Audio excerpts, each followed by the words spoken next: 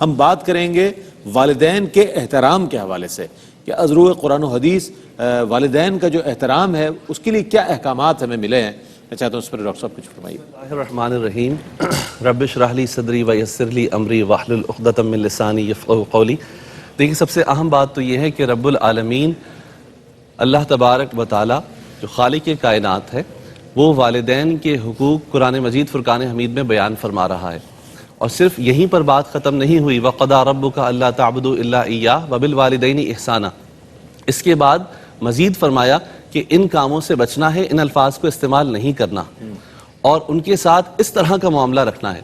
اور پھر آگے اللہ رب العزت نے فرمایا وَاخْفِضْ لَهُمَا جَنَاحَ الذُّلِّ مِنَ الرَّحْمَةِ کہ ان کے سامنے عاجزی کے بازوؤں کو بچھائے رکھو. یہ جو جناح ہے یہ کہتے ہیں پر کو, اور جناحین جیسے والدین ہے دو پر. یہاں مفسرین نے ایک لطیف نقطہ بیان کیا ہے کہ یہاں جناح پر کیوں کہا. یہاں پر اس لیے کہا کہ جیسے کہ جب پرندہ اپنے بچے سے اظہار محبت کرتا ہے تو اسے اپنی آغوش میں پروں میں چھپا لیتا ہے, تو جب والدین بوڑھے ہو جائیں اور کمزور ہو جائیں تو اپنے دونوں ہاتھوں سے انہیں دبوچ لو, انہیں اپنی باہوں میں لے لو, انہیں اس طریقے سے کور کرو کہ پھر کوئی تکلیف کوئی پریشانی ان تک پہنچ نہ پائے.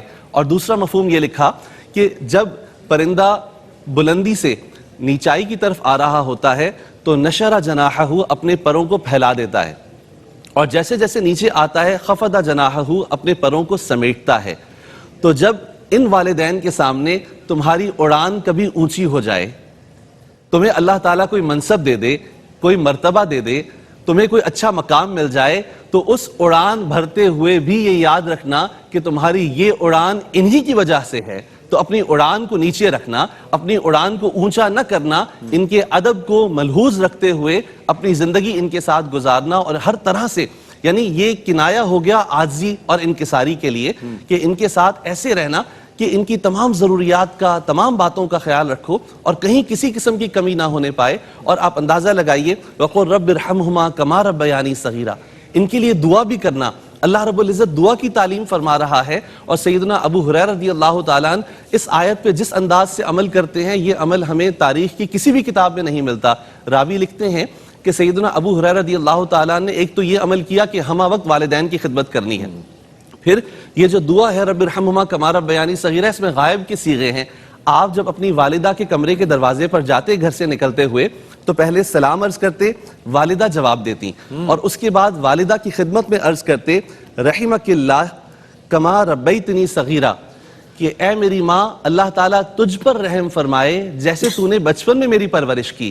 یعنی ان الفاظ کو عملی جامہ پہنا رہے ہیں, حاضر کے صیغے سے والدہ کا احسان ادا کر رہے ہیں. اور والدہ جواب میں کیا کہتی, رحمک اللہ کما بررتنی کبیرہ, اللہ تبارک و تعالیٰ تجھ پر بھی رحم فرمائے جیسے تو نے بڑھاپے میں میرا خیال رکھا ہے.